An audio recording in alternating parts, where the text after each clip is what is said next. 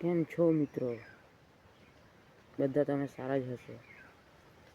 મિત્રો, આજે એક વાત કહેવા માંગુ તમને કે જે આપણા પ્રધાનમંત્રી નરેન્દ્ર મોદીજી આપણને અપીલ કરે છે એ શા માટે કરે? કોઈક વાત હશે તો જ કરતા હશે. તો આપણે જાણવા જેવું છે કે કેમ કરતા હશે. એક વર્ષ માટે સોનું નહીં ખરીદો, એક પેટ્રોલ ડીઝલ પર કાપ મૂકો. આપણે ઘણા એવા વિચાર કરતા હોય કે આપણા પૈસા આપણે કેમ કરવાનું, શું કરવાનું, શું નહીં કરવાનું. એ લોકો કોણ કહેવા? પણ એવું ન વિચારો. જે રીતે આપણા માય બાપ આપણા ઘરમાં વિચારતા હોય કે છોકરાને કહે કે થોડુંક ખર્ચા પર કંટ્રોલ કરો, તો હું આપણા માય બાપ ખરાબ થઈ જાય? તે રીતના મોદીજીઓ આપણને અપીલ કરે કે પેટ્રોલ ડીઝલ પર કાપ મૂકો, એક વર્ષ માટે સોનું ચાંદી કે ખરીદો નહીં, તો હું આપણે કંઈક નીચા લેવલ પર આવી જઈશું.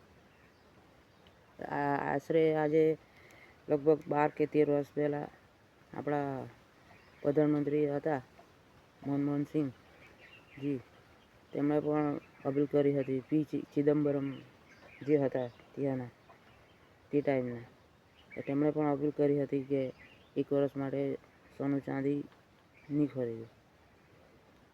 એ આપણી આર્થિક વ્યવસ્થા નીચે નહીં જાય, નીચે ડાઉન થઈ જાય એ માટે આપણને અપીલ કરી છે. આપણી પણ ફરજ બને કે આપણે પણ એમની વાત સાંભળીએ. જે બધાનું વિચારતા હોય ને એમનું કોઈ નહીં વિચારે.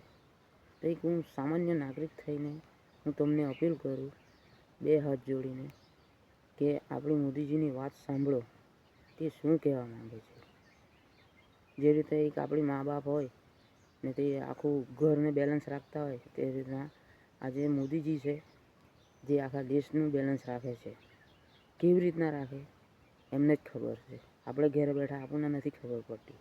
બસ થોડુંક જો આપણા થકી આપણે એમને હેલ્પ કરીએ તો આપણે નાના નથી થઈ જવાના. તો મારા દરેક મિત્રોને, ભાઈ બંધુને દરેકને અપીલ કરું કે તમે તમારી રીતના મોદીજીને સપોર્ટ કરો. જય હિન્દ, જય ભારત.